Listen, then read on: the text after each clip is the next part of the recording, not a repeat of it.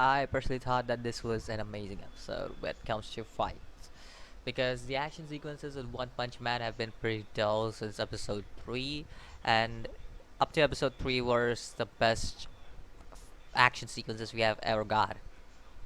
That's the last one. I was like, okay, that was good, but this was actually good. I actually enjoyed the whole action sequence.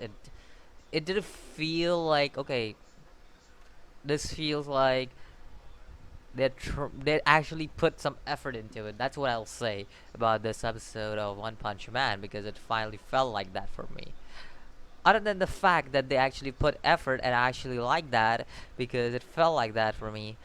I also want to talk about the characters, about the heroes and Garou. Again, this episode just like it makes a lot of things like so much more in Garou's favor, and personally, it makes Garou such a badass character at the same time. It makes him a badass anti-hero, anti-villain, whatever the author wants to give him.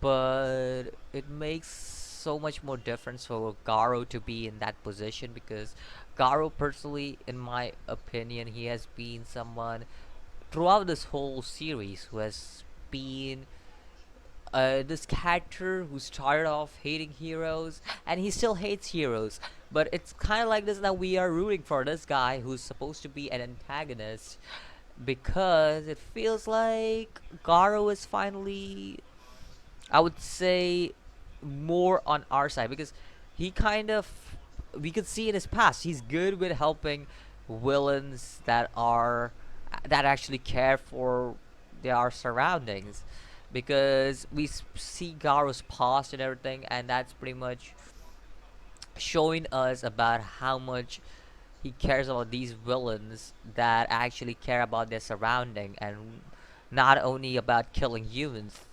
Just like let's have the Kong villain, the antagonist that we saw in like One Punch Man season 1. He's still alive and he's still kicking. He isn't trying to get like into the human society, like isn't trying to kill any human in the human society. Last human he ever tried to kill was Saitama, and that's it, that's the end of it. There was no other human he tried to kill, and that guy lives in a mixed society with humans and stuff. So I feel like Garo is somewhat of that character. He just wants to fight strong people, in other words, is what I would say, but at the same time he does care about his surroundings and stuff. Like he actually cared about the kid because he had developed a relationship with the kid, but the kid actually ran away from him even though he protected him, which I personally did not like. Then again, it's a kid, so I'm like, okay, whatever. uh Other than that, let's also talk about the hero hierarchy and everything that we see in this episode that we are, oh, let's just go that far. But let's talk about the hero hierarchy that we see in this episode about this guy. And I actually also give credit to the author to say this because heroes actually work for fame. Some heroes do work for fame, and that's what we see here with Garo when he was fighting these guys. He literally made a point. You guys are working for fame because you guys literally didn't call any kind of backup, any kind of best heroes you could get, and you just wanted to make a name for your own selves. So yeah, I kind of get where Garo's point was in there. Like they aren't heroes. They aren't technically heroes because heroes are supposed to protect citizens and all of that stuff. Making fame, that like making fame of your name, that's a completely different thing because that's just more like you want a wealthy life. That's the reason why you're making it. But being a hero is like, okay, protect the citizens. You gotta take down the evil. That's basically what a hero's job is, in my thoughts at least. And gotta make hard decisions. That's another thing that I want to that would say is something that I would consider being there. Now let's also talk about this guy. This guy was there. Saitama saved him. How many people has Saitama saved? No idea, but Saitama saved him too. That's all there was to it. That's all there was to it. I like this whole part too, where Saitama is like fighting with King and everything, and then Saitama is like, "Oh, I'm gonna kick ass," and then he just goes out and he's like, oh, whatever. Like you know that there is an S class hero there, and most probably it's about Garo. So that's when it's like, okay, whatever. It's already a S class hero. There's been sent over there, whatever. And then finally, let's talk about this just too.